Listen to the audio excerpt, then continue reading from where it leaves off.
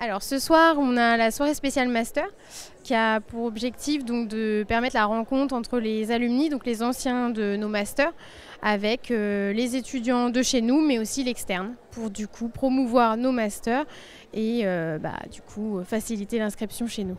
L'année dernière, on a eu une centaine de personnes présentes à la soirée, donc la cible des masters est quand même difficile à toucher. C'est pas une cible qui se déplace facilement, donc voilà, l'objectif c'est toujours d'avoir plus de monde. On a, on va dire, 70% de chez nous et le reste de l'externe. Donc même en interne, en fait, il y a quand même un besoin d'information qui est hyper important.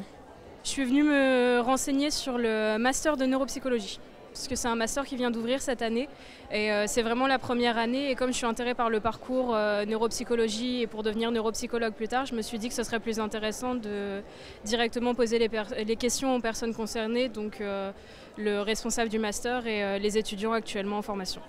En fait, j'avais prévu de prendre rendez-vous avec le responsable du master bientôt, et j'ai vu l'événement sur Facebook et je me suis dit que plutôt de prendre rendez-vous, je vais aller venir poser mes questions au préalable ici, déblayer un peu entre guillemets le parcours, et si j'avais des questions plus précises par la suite, ensuite reprendre rendez-vous et aller lui poser des questions directement. Je suis venu me renseigner pour les masters que propose la Cato et particulièrement la FGES. D'avoir des renseignements et des précisions sur ce que proposent les masters qui sont enseignés, et pour rencontrer aussi des étudiants actuels et des anciens étudiants de la faculté. Je connais le master en management des entreprises et c'est celui qui m'intéresse le plus, et pourquoi pas y postuler à la suite de cette soirée.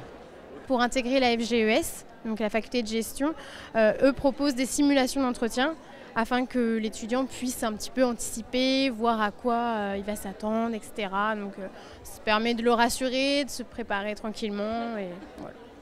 On accueille des étudiants, nos étudiants ou des étudiants de l'extérieur, qui viennent se renseigner sur nos masters par faculté, par métier, et qui viennent aussi bénéficier d'entretiens, de préparation pour les futures sélections, pour les entrées en master. On va effectuer de vrais entretiens, un peu comme s'ils étaient en condition, mais bien sûr qu'à l'issue de l'entretien, on va prendre un petit peu de temps pour débriefer avec les candidats, pour qu'ils puissent aussi nous poser toutes leurs questions sur la manière dont ils ont réalisé l'entretien et aussi sur leur motivation par rapport au métier, notamment si on détecte des choses dans leurs explications. Il faut le préparer, ça c'est une certitude. Il faut déjà avoir réfléchi à son projet professionnel, ça c'est certain, pour savoir où on va. Le master, c'est quand même une phase qui spécialise, qui professionnalise. La licence est plutôt un socle général. Là, on va se professionnaliser. Du reste, en master, on peut avoir des stages longs et ou de l'alternance qui peut aller jusqu'à 24 mois sur les 2 années de master. Ça veut dire être en entreprise tout en poursuivant ses études. Donc il faut avoir une bonne idée de son projet professionnel pour être ensuite épanoui dans son travail. Et puis, pour revenir à votre question sur l'entretien, voilà, il faut vraiment le préparer ses motivations, s'être renseigné sur le métier et bien sûr sur le master qu'on a choisi. Mais ça semble assez évident.